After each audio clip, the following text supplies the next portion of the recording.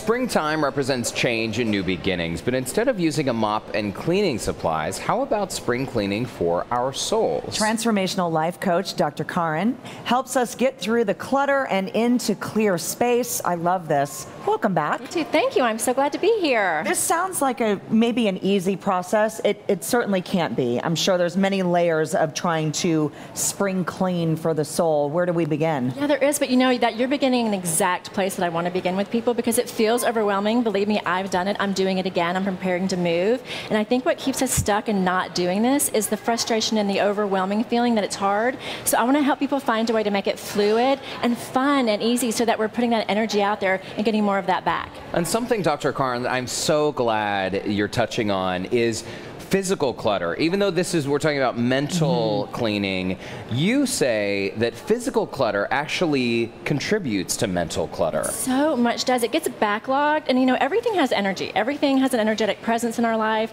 It reminds us of things. It maybe makes us feel guilty. And so we translate, when you go in a closet or see a drawer that's always overwhelmingly cluttered, you're going to be experiencing that same feeling, and that energy is going to vibrate off of you, and you're going to be attracting more of that in your life. So we want to get rid of the backlogging and create more fluidity in your life.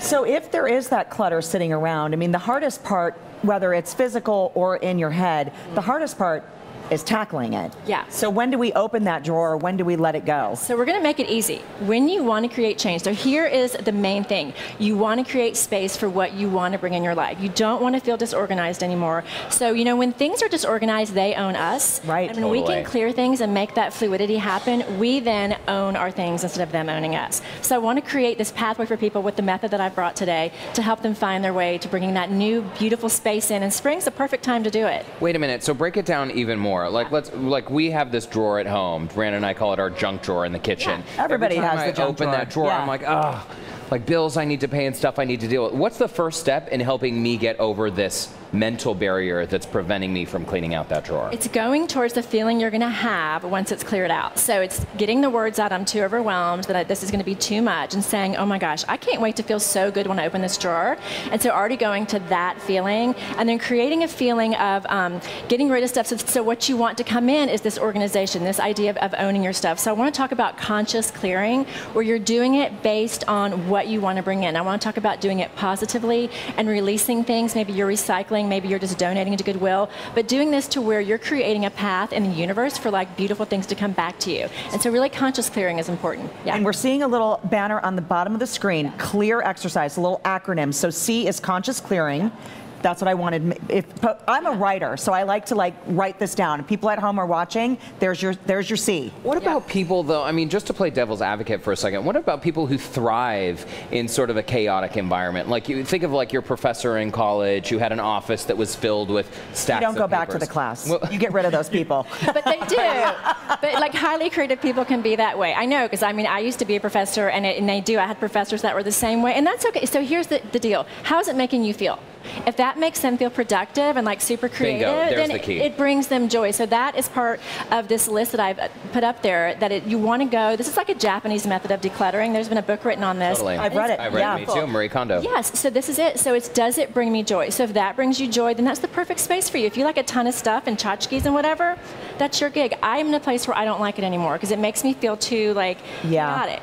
So I know that I want a cleaner space. I want to see my lines. I want to see things organized, and that's the joy that's going to bring me. So yeah, we want to go through the process. So conscious clearing was the C. L is let go of guilt. So one of the biggest pieces, especially with clothing or things that maybe people have given you, we have a lot of guilt associated with letting go, right?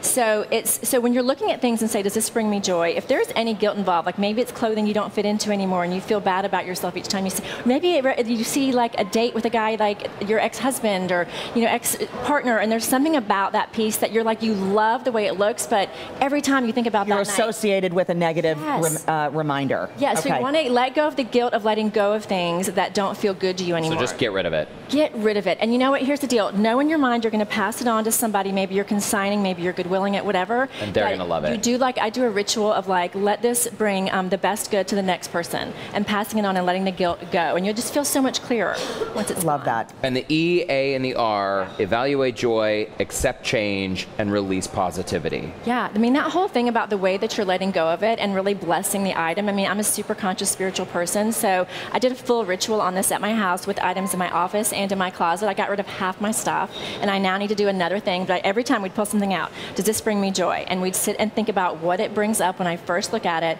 and then release it. And this goes with relationships too. It I mean, it does. goes with this is a huge topic, and everyone I think is there facing it. Bless and release Yeah. is a term that one of my friends uses all the time, and you have to love it where it is, bless and release it. Yes, and let go of the guilt that somehow is associated with, if you're not holding on to it, that you're not a conscious person, or you're not honoring the friendship that was related to it, or the person that gave it to you. It's okay because you want the joy in your life. It's about you.